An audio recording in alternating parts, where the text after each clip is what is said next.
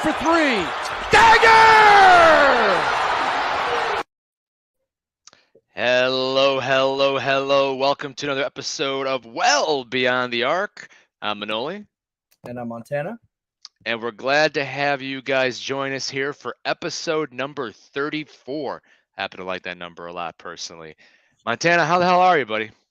I'm doing really good. Back in Hawaii. Took a little trip to Nebraska last weekend to remind myself what real winter feels like. And I was pleasantly surprised. It wasn't actually that bad, but I'm back in the 70s and 80s and doing pretty good. How are you doing, man? I'm doing all right, man. As you can see, you're probably wondering why I'm wearing a hockey jersey to an NBA podcast. And being a Chicago sports fan, not just a Bulls fan, but also a Blackhawks fan. Paying a little homage to Patrick Kane, number 88, traded yesterday from the Blackhawks to the New York Rangers. Gonna be wearing this all show, but I'm already getting pretty hot, so I'm gonna stick with it. But yeah, arguably the greatest player in Blackhawks history, helped bring us 3 Stanley Cups. Very much appreciative. One of the, if not the most talented American-born NHL player ever to this date. So, homage to Kaner. But we got plenty of basketball to talk about, brother. We've been on for the first time in a couple of weeks. A lot to catch up on. A lot going on in the NBA. And before we dive in here, everyone, thanks for joining us once again. If you haven't done so already, hit that like button, but also hit that subscribe button and subscribe to the Yankee and the Brit Sports Group. A lot of great programs, a lot of great podcasts, a lot of great shows, and even some documentaries that the group's putting out that are pretty badass. So you want to make sure you check them out, and you want to make sure you know when we're coming on. So hit that subscribe button if you haven't already. Montana, it's been a couple weeks, so we got to do it, man. Let's hit state of our squad. Our both of our teams are on the outside looking in right now for the playoffs. But how you feeling about your Lakers these days? I was feeling pretty great a couple of days ago. Lakers were looking pretty decent after that deadline / All-Star break. We were 3-0. We were on a three-game win streak. It looked pretty good. 1-1 to finish off before break, and then 2-0 after. But then, of course, LeBron goes down, and now AD is out, and D'Angelo Russell is out, and we're sitting right on the outside because we're 12th. We're 29-33. But we're only one game back from the 10th play. I mean, we're only one game back essentially from being in the play-in. That's how close this is. The Pelicans have been dropping games. A lot of these teams that are 12-10, 12-9 are really, really close. A couple of games off. So we're right there. We're still there, but it does not look good for LeBron. And now we are missing Anthony Davis and D'Angelo Russell going into the game against the Thunder tonight. With D'Angelo Russell and AD, we would have won that game no problem. We don't need LeBron to beat Oklahoma City. But with those players missing, it's like, are we even going to pick this one up? So what started as, okay, we have a pretty winnable schedule to get into the play-in, at least the plan. Now I have my concerns. So not feeling the greatest. Hopefully next state of our squad, I'm going to feel a little bit better. But right now, everything's just up in the air. So let's hope that LeBron gets back sooner than expected and that this team can find a way to string together some wins in the meantime. Yeah, no, this is the time. It's go time right now, right? I actually was watching the Mavericks Lakers game over the weekend when LeBron got hurt, and he claimed he heard a pop, which that's not good.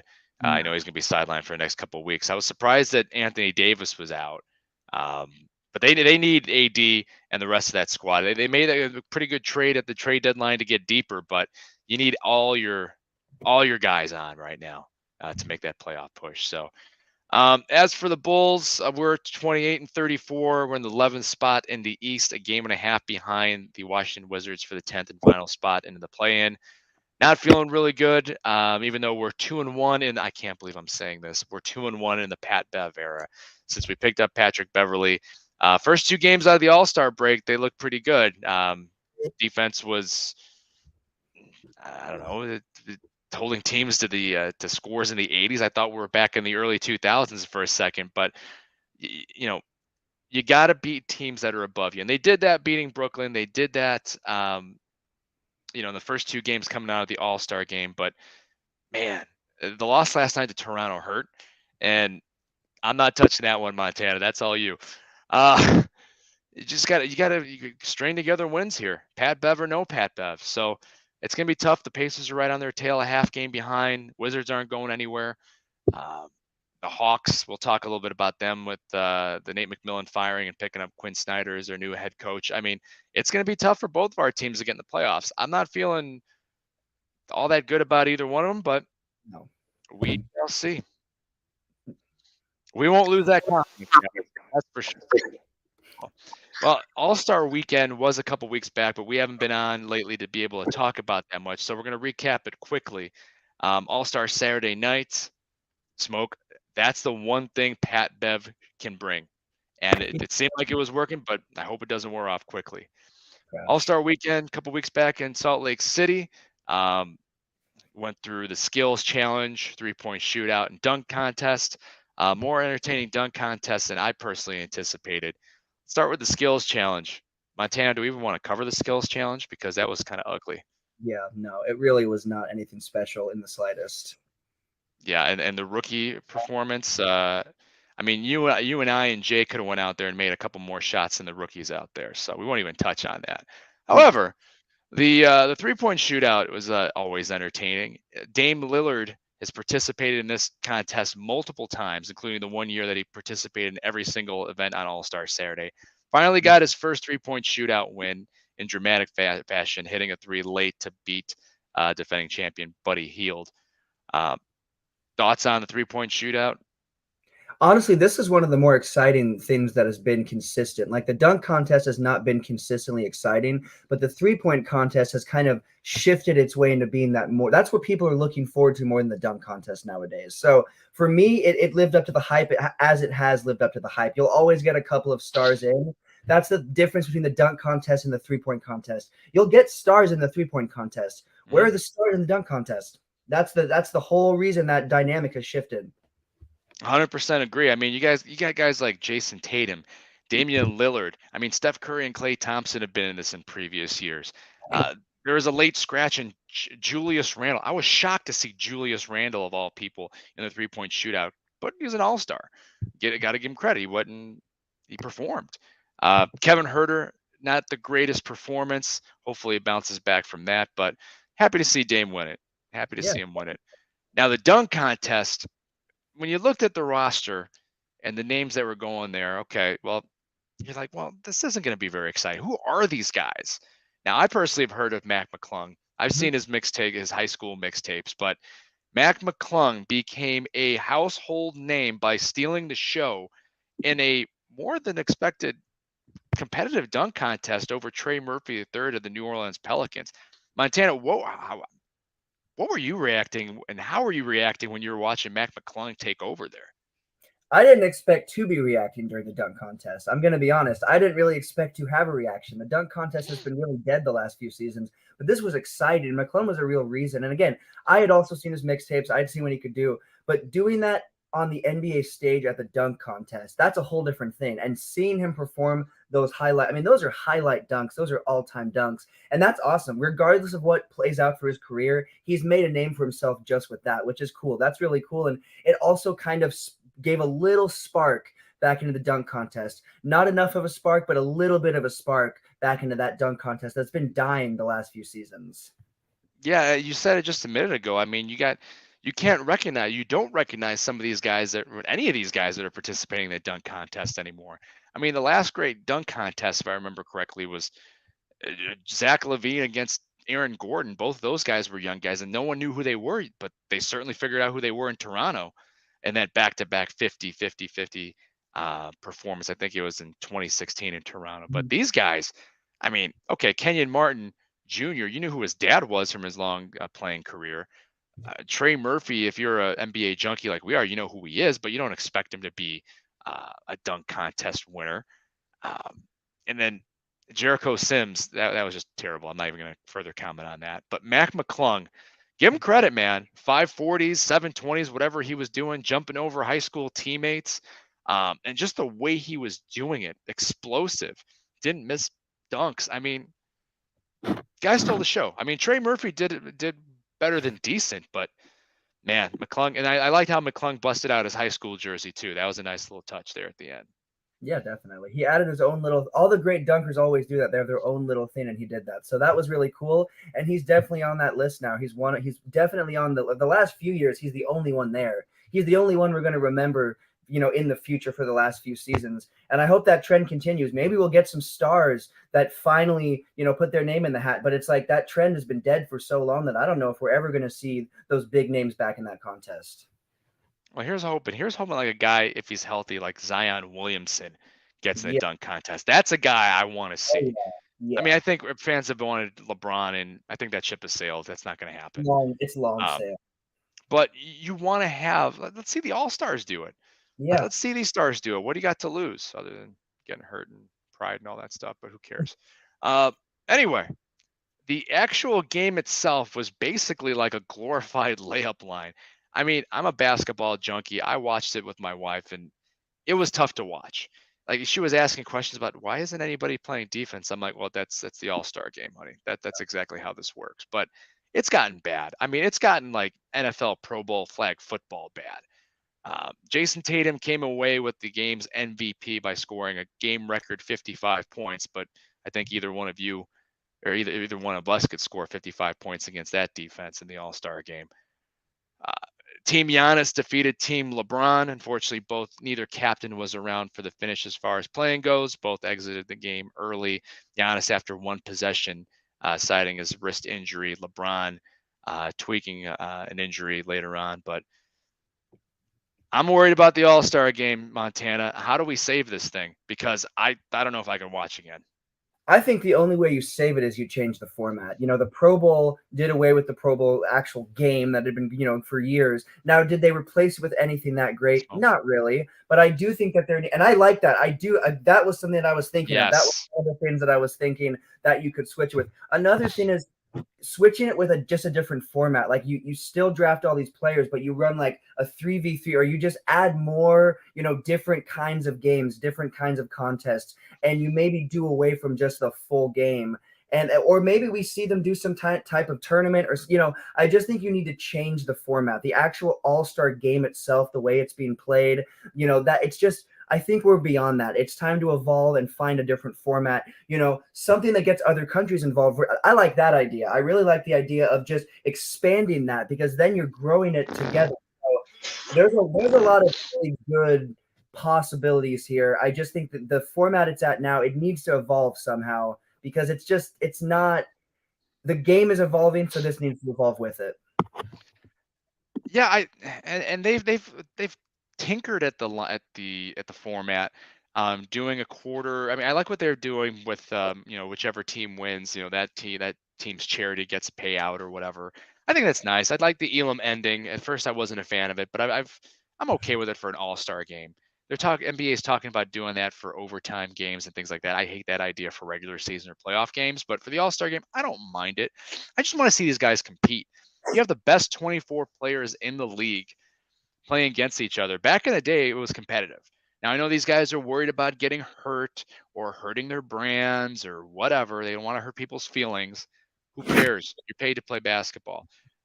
Go play basketball. And part of playing basketball, believe it or not, is playing a little bit of defense. I'm not talking game 7 playoffs for the whole game or anything like that, but it's got to be better than this glorified layup line where it's obvious guys are just, it's like an over 45-year-old rec league basketball game out there. The guys just going and chucking up threes and not really guarding each other. Although if you play in those games and you go in the paint, those over 45 rec league games are bloodbaths. That's a different story. I'm with Smoke and I'm with you on this. I think it should be a USA versus the world. At least let's try it for the next year, a USA versus the world format. Keep your quarter wins, but have your total score. Half the money go to charity, whatever. But I think there'd be some serious bragging rights there. I don't know if that will completely fix it, but it's an idea, and I think people would be interested to see it. Um, you know, Money always helps, right? Maybe if you say, okay, the winning team gets paid, gets an all-star bonus, and the losing team gets nothing. Well, maybe that'll force guys. I don't think anybody would sign up for that, but I think that would force guys to play a little harder. Um, I don't know about the 3-and-3 tournament idea. I know the NHL has adopted that as something similar, maybe, but I don't know. At the end of the day, these guys have to decide for themselves if they want to how hard they want to play in this All-Star game. Yeah, and I just don't think with the format being as it is now, that's gonna because we've just seen it get worse each season. So I think the format needs to change. Again, the USA versus the world idea, I think, would be the one to start with. I think that I truly think that is a really good place to start. And then if that doesn't work, maybe we do look at eliminate it altogether, and you just look at it as the skills challenges, and you put more attention to those challenges, and you don't even have a game. Maybe we end up not even having a game, and maybe we still have all-star honors and people still get voted, but I just think the format needs to be changed. And I don't think that the little tweaks they've done in the last few seasons to try to tweak it and change it have not done enough. It's not been a noticeable enough difference, and this season was an all-time low. I didn't even want to watch. I mean, this was an It was all-time the worst one. low. Yeah, this is the worst one I've ever seen. So it needs to go in the other direction, and I think the only way to do that is to tweak the format more than just how many points can you score, this and that. Change the entire format and see how it does. Give it a shot. Kincal had an interesting idea saying that cancel the game and have a celebration and skills challenge. I mean, maybe this is where that ultimately ends up. Heck, I want to see a one-on-one tournament. I want to see an old timers game. They used to have those back in the day. I mean, we have the big three. Maybe get some of those guys, right? I don't know. Something's got to change. And another thing that has to change is this whole load management thing. And this has been a topic of discussion, hot topic for many, many years. Dame Lillard, who we just talked about, and we'll talk about a little bit more here in a second, was in the All-Star game, won the three-point shootout, played well in the All-Star game, and then sat the first game coming out of the All-Star break due to load management. I don't know if he was hurt. I didn't hear anything about that, but nowadays NBA players get more of an all-star break, not just, the weekend, but they get a couple extra days built in after the all-star game before they go back to their regular teams and resuming the regular season. I didn't think it was a move that looked good on Dame's part. It just brought up this whole ugly topic of load management again. Montana, I know Dame. We're going to talk about Dame Lillard scoring 71, and maybe that's the reason why he sat and it paid dividends for him. But we've talked about it before. But what can we do about load management, or what can the NBA do about load management? So, I don't know. Like, this is not our first time talking about this. I really don't think. No, I think we talked about this, definitely last season. I don't know. I feel like we've even talked about it yet this last NBA season to a point, because it has been a problem, and it gets worse as the season goes. It gets worse towards the end of the season. It gets worse towards this time, and it doesn't look good for the league, for the teams, or for the players. And there are, Dame isn't terrible about it, but there are no, there's a select few players that have they definitely do it, and they've even admitted to it in not directly, but to an extent they've admitted to it. Load management is a very real thing. It is not a myth. It is an unfortunately extremely real thing that becomes more real every season. And if these stars are a part of this load management, who's to say that we're not going to see more players, I mean, we're seeing more players throughout adopt this load management, and it's not a good look. And again, a lot of the notable players that are adopting this load management are some of the top stars in the league, and it's not a good look. And it's trickling down, and it's spreading throughout the league, and it needs to be managed. The league needs to take care of it. The league needs to handle it, because teams within themselves are not doing that. So I don't know if we can, do a fine or something, but there needs to at least be, the magnifying glass needs to be brought out and held over the situation and actually viewed, because I don't think the NBA has ever actually taken it that serious. yeah. I mean, we've been talking about this for a long time. Uh, I think the NBA has taken steps in a positive direction to help protect players. I think they've given in too much to the players. I mean, the game, it's a players' league. Um, Kincal, I hear you on the 50-game season. Steve Kerr has said that they want to cut down the games. I got news for you guys. I don't see any scenario where the league agrees to cut down games and reduce any revenue or any amount of money coming in. It's all about money, right? That's less money that's going to come from TV advertisers. That's less money that's going to come from ticket sales, concessions, all that stuff. They're not signing up. Everybody, even Steve Kerr calling for a 72-game season or something like that. It's not happening, guys. I'd be shocked if the NBA signed up for that, because that means that money that they're going to be losing has to be taken out of somebody else's pocket, and that's going to be the players. Players are never going to sign up for that either, right? Yeah, they wouldn't mind a 50-game season, but they'd want to be paid the same amount. Well, yeah, I mean, I would too if I was them, but it's not going to happen, unfortunately, at least in my opinion. I'm going to do something that I don't usually do and talk about another man's money. I think how you solve this load management thing is, hourly workers, right? Folks, those of us that are on hourly salaries, we don't get paid unless we work, right? You punch a time clock in, you work a certain amount of hours, that's fine. I know that's not how the NBA salaries are set up, and I don't want to talk about taking away money from somebody, but maybe that's the incentive. If you sit, you don't get paid for that game. I don't know. It's a drastic measure. I know it's a little controversial, but maybe ultimately you get paid for the money either for the games you play, unless you truly are injured. And yeah, that's a very gray area too to kind of prove whether or not you're injured. You're gonna have guys faking injuries. That's a whole different ball game. But maybe that's the way you do it.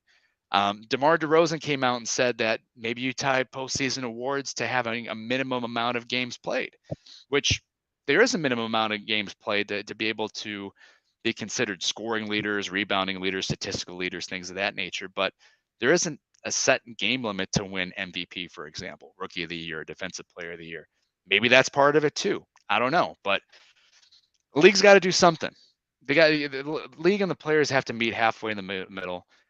82 games isn't coming down anytime soon, I don't think. And I don't know. We'll see. Well, we talked about Damian Lillard. Maybe he knew something that we didn't by sitting out that game coming out of the All-Star break, because he lit up the Houston Rockets. Then again, who hasn't lit up the Houston Rockets this season? He lit them up for 71 points, a career high. It also tied Donovan Mitchell, who also scored 71 points earlier this season against my Bulls, for the highest scoring output this season. Did it at home. Great to see. Montana, your reaction to Damian Lillard dropping 71. I mean, the thing is, Damian Lillard played incredible. We've seen some great 70-point performances, but this was one of the better ones, productive wise. I mean, he had a really productive game. He was really putting up great numbers. And it's not like he was putting up all these points, but hucking up a bunch of misses. He was pretty consistent with his shots as well. He's He had efficient. a solid game, very efficient game. So this is one of the more efficient 70-point performances I think we've seen. And, I think that this was big. Him and I believe it was Donovan Mitchell both have those 71-point performances on the season, which is awesome. I mean, that's great. Will we see another performance? I wouldn't be shocked if we see a performance that gets close, because honestly, this is a scoring league now. 20-point performances are not that notable. 30-point performances, they're fine. They're not that notable. The notable performances are when you get up to the 50s and up. That is where we are at now. Those are the notable performances. Plenty of players are putting up 30 points a game in this league. Nowadays, that is not a huge accomplishment. It's the 50s and up. So I think we're going to see some big performances, because we see some pretty big scoring performances towards the end of the season. I think we could definitely see someone get pretty close to that again before it's all said and done. But Dame put up great performance. He's he's a scorer. He is one of the best scorers in the league, and he's battled some injuries this season. He's not been the most consistent throughout the whole season. His team definitely has not been the most consistent. But even with that, he still put up a great performance, and I wouldn't be shocked if we see some more performances like that out of him.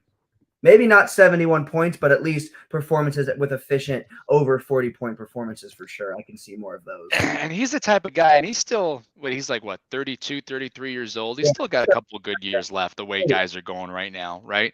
And great three-point shooter, an underrated shooter, by the way. Very underrated shooter. Not only that, but the guy pulls up from just like, he hits half-court shots with ease, like, you and I are shooting mid-range. Uber talented. Unfortunately, Portland Trailblazers are once again mediocre this year and trying to fight for a play-in spot. But Dame Lillard is a reason to be watching that Trailblazers squad. He might be the only reason to be watching that Trailblazers squad. He's averaging a career high in points. I think he's still averaging over 30 points a game. Yeah, he's going to put up some big numbers again. I agree with you. I don't know about 71 points. Only a handful of guys in the history of the NBA have done that, including Donovan Mitchell, like we talked about, David Robinson, David Thompson.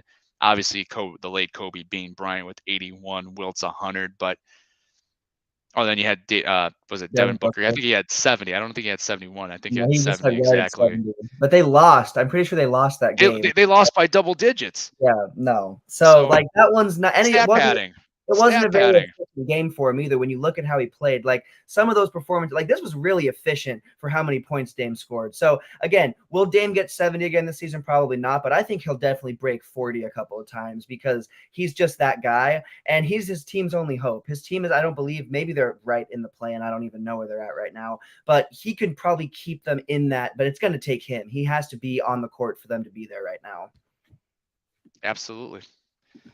All right, well, I don't want to delay this any further. Montana's taking a deep breath, so those who follow well beyond the arc know what time it is. No, it's not Dame time. Sorry.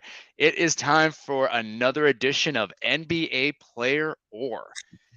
Those of you that follow our show, you know exactly how the game is played, but for your newbies, we're going to go through it one more time anyway. Every week, I give Montana the name of 5 individuals, and he has to tell me whether or not that person's name, or that person, excuse me, is a current or former NBA player or someone from another profession. That other profession can be anything I choose, literally. Astronaut, European politician, ballet dancer, WWE wrestler, rapper, anything. And also, I'm starting to run out of ideas. So if you guys have ideas for NBA player, or put those in the comments, and we'll work that out.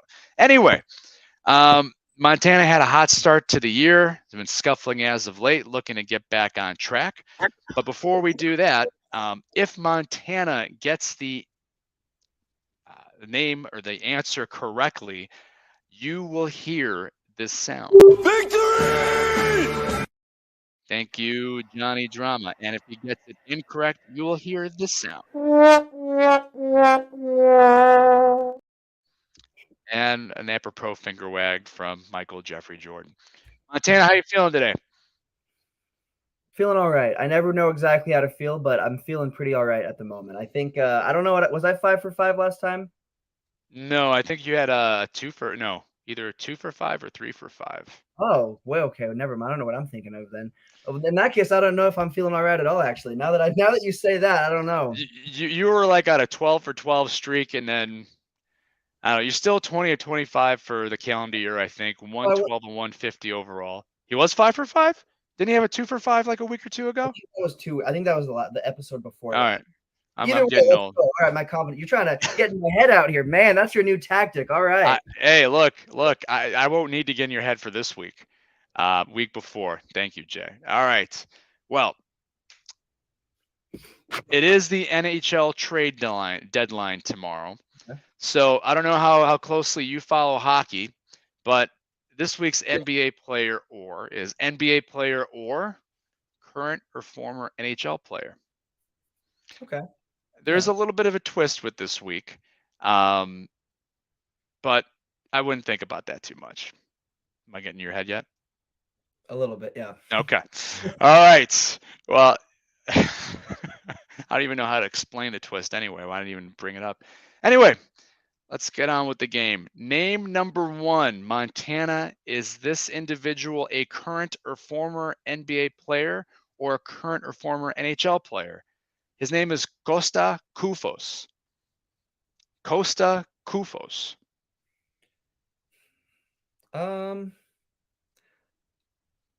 NHL.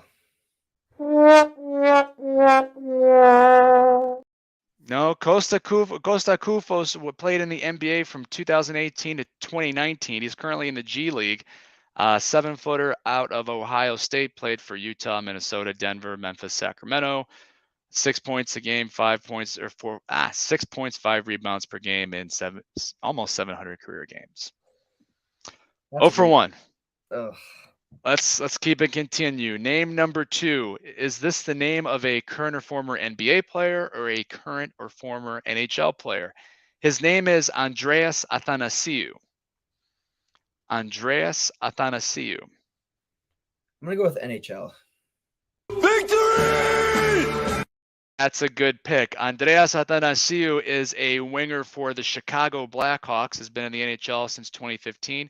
Also spent time with the Detroit Red Wings, Edmonton Oilers, Los Angeles Kings. He has 13 goals and 8 assists this season. All right, 1 out of 2. Back on track. Name number 3. I'm already regretting the name of the category because it's a mouthful. Is this a current or former NBA player or current or former NHL player? His name is Vasilis Spanoulis. Vasilis Spanoulis. Oh my goodness. This is a tricky one. I'm gonna go with NHL. Vasilis Spanoulis played in the NBA in the 2006-2007 season. One of the greatest EuroLeague players ever. And I'm still mad at Jeff Van Gundy for not getting this guy off the bench because the dude can play.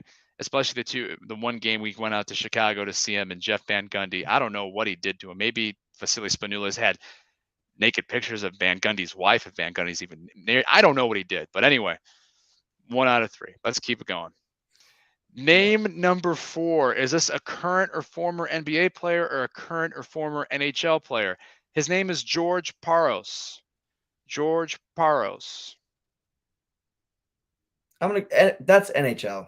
NHL. Victory! Yes, it is. George Parros played in the NHL from 2005 to 2014, mostly known as an enforcer, basically an agitator and got into fights all the time. Played for 9 seasons, only scored 18 goals and had 18 assists. I don't know if he really went for the puck instead of opposing players, but he played 9 more NHL seasons than you or I did. All right, 2 for 4. 5th and final name. Is this a current or former NBA player or a current or former NHL player? His name is Kostas Papanikolaou. Kostas Papanikolaou. I'm gonna go with NHL.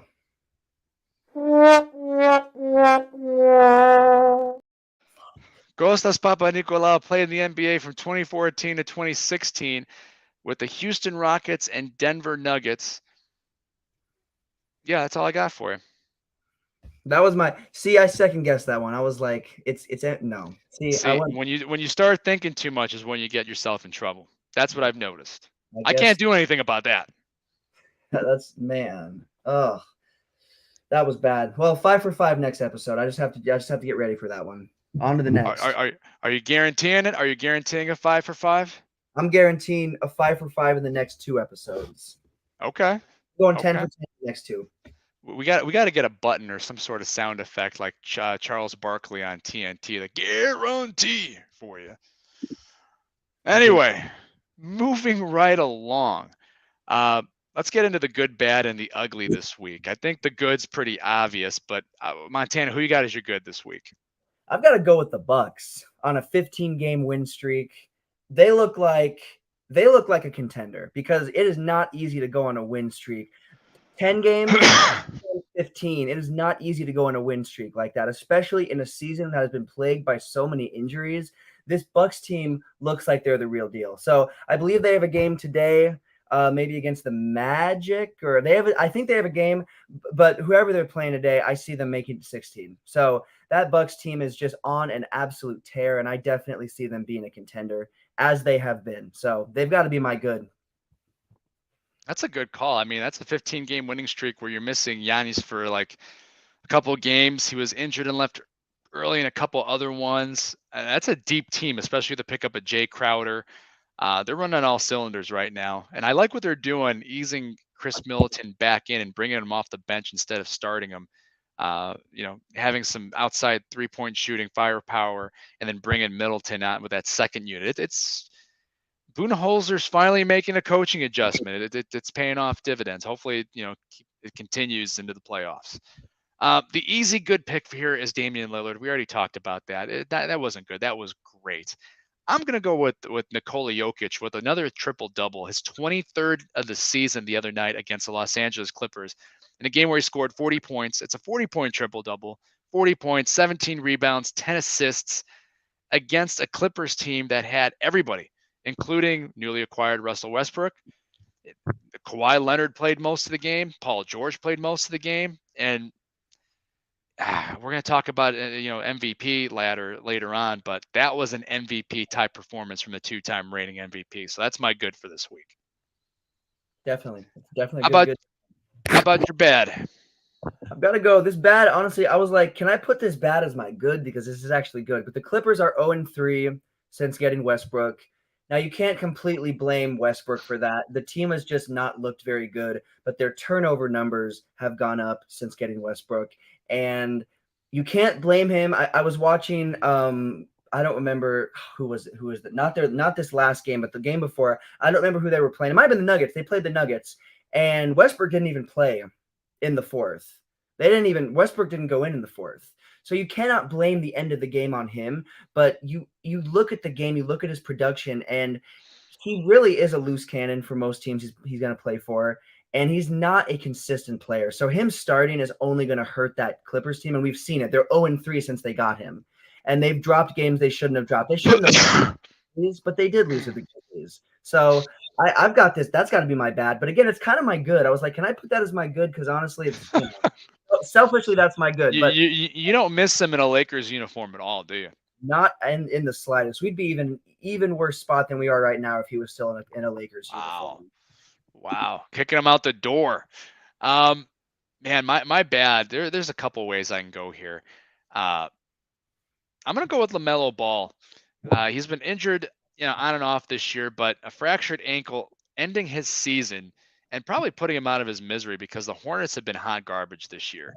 At least he just has to sit and watch it from the sidelines, which might actually be worse than playing in those games for the Hornets. But my bad right now. I mean, I could have went with LeBron being out for at least the next couple of weeks. That's easy. Going with LaMelo Ball. How about your ugly? So my ugly, it's not an on the court thing, but it's the current accusation against Ja Morant. And again, it might just be an accusation, it might be nothing, but he already has a bad look to him. But there's an accusation of him punching a 17-year-old and flashing a gun during a pickup game of basketball.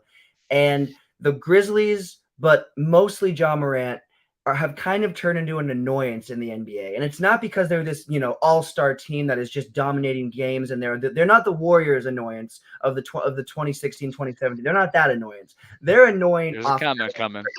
They're annoying. Yeah, yeah. There's a comment coming. It has to be. But they're annoying in another way. So I've got to put that, because that just makes Ja look way worse. And that's just, I mean, that would, like, any player. I mean, a 17, come on, that's ridiculous. And he had just been, like, talked about as this, big, moving big, for making big strides for his age and all this stuff. Some talking head just, was praising him like yesterday, and now this is coming out. So it looks ridiculous. It's immature, and it's not a good look at all for him or his team. And we'll talk about the Grizzlies more in a second. I'm with you on a lot. Let's hope those are just allegations, and hope that no one, Ja Morant's stature, age, is beating up on a 17-year-old kid and flashing a gun his way. Let's hope that's just an accusation and made up story. My ugly, I was going to have all the scratches on Nikola Jokic's arms and say that the NBA players and their fingernails is the ugly. But I'm going to actually go with, and not that this is the wrong move, but I'm going to go with the Atlanta Hawks firing Nate McMillan. And I'm going to say it's ugly because, and granted, sometimes, it's not a good fit. Sometimes things don't work out. But, Nate McMillan took over for Lloyd Pierce a couple years back and sparked that Hawks team, who Trae Young was the point guard, sparked them all the way to an unexpected Eastern Conference Finals run. And Nate McMillan's a good coach. He's not a great coach, but he's a good coach. And for whatever reason, the Hawks, it just didn't work with the Hawks this year. He butted heads with Trae Young a lot. I think it was McMillan was on thin ice ever since the whole Trae Young incident, because it's a players' league. I think that the Quinn Snyder pickup as a head coach is a great move for the Hawks.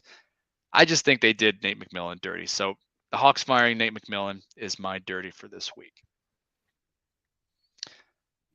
Well, again, we haven't been on for a couple weeks. We did talk a little bit about the trade deadline last time, but with some of those trades, particularly Kevin Durant going to the Suns, and I think KD's making his Suns debut tonight, Montana, and also Kyrie Irving heading over to the Mavericks from the Nets.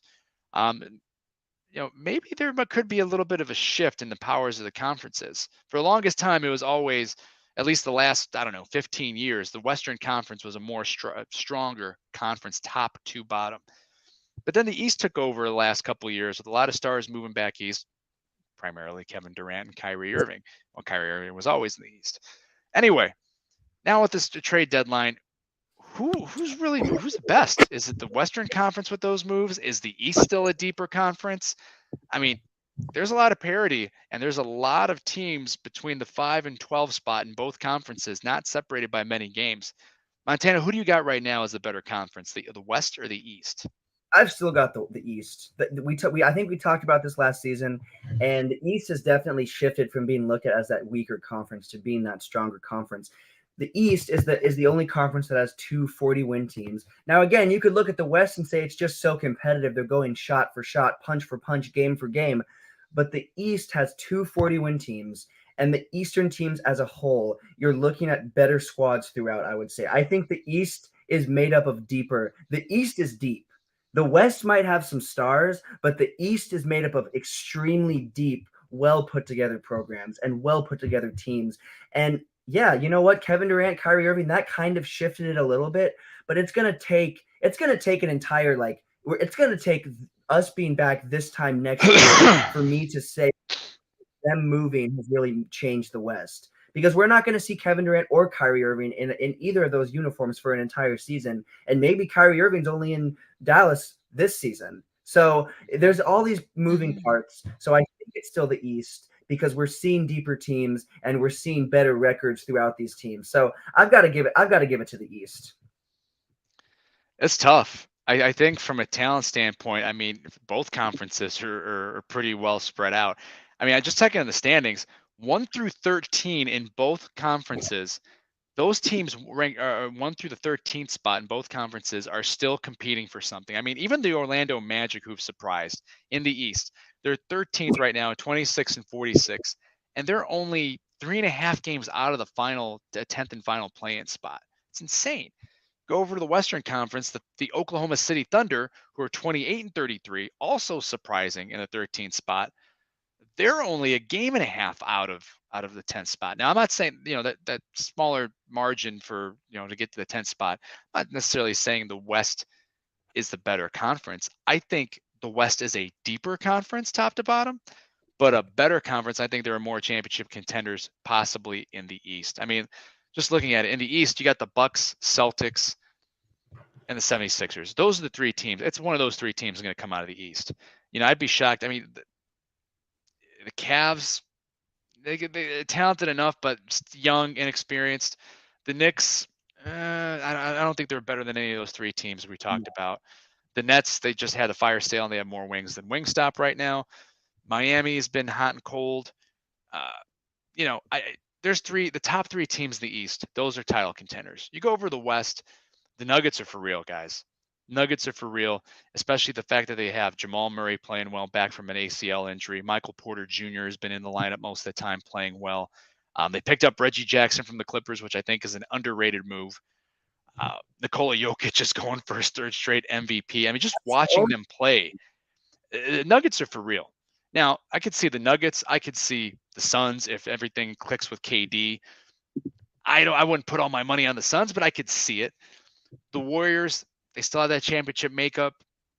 Is it going to be enough? Are they going to be able to turn it on in the playoffs? I mean, they are the defending champs.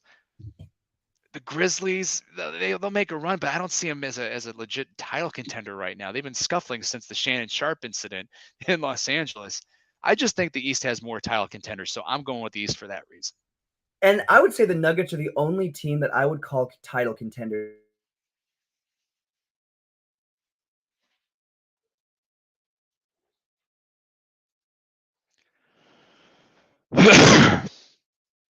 I'm not sure if that was me or that's Montana freezing up over there, but I think he was talking about the Nuggets being the only team he sees as title contenders. Bear with us here a second, everybody.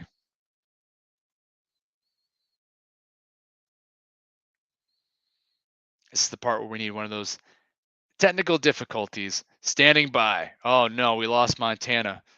Oh boy. If I'm a one-man show, we're in trouble, guys. Anyway, yeah, I think I agree with Montana. Montana was saying that the Nuggets are the only team he sees in the West as a true title contender. If the Nuggets, again, I don't want to wish anything bad on any team, but you get it. The Nuggets, they're one twisted ankle away or one injury away from not being that top team in the East. But right now, they're running away with the West. Um, but we shall see. I mean, we still have 20 some games left. Um, but there's more to come. Well, we'll see what KD starting off with the Suns, if the Suns are going to be able to make a run. Mavericks scuffling with Kyrie Irving, 1-3 after the Kyrie Irving trade. And that's why we play the rest of the games. It's an 82 game season for that reason. So, anyway, I think we've lost Montana, but we will go ahead and put a bow on this thing. You can catch Montana's other work with the Connor and Heffernan Show podcast. He also has his Purple and Gold podcast, so be sure to check those out. Also, you can check out my blog at the Sports Page blog. You can check that out at thesportspageblog.com. Well, we'll see you soon and hope we get Montana back for that next show. Take care, all.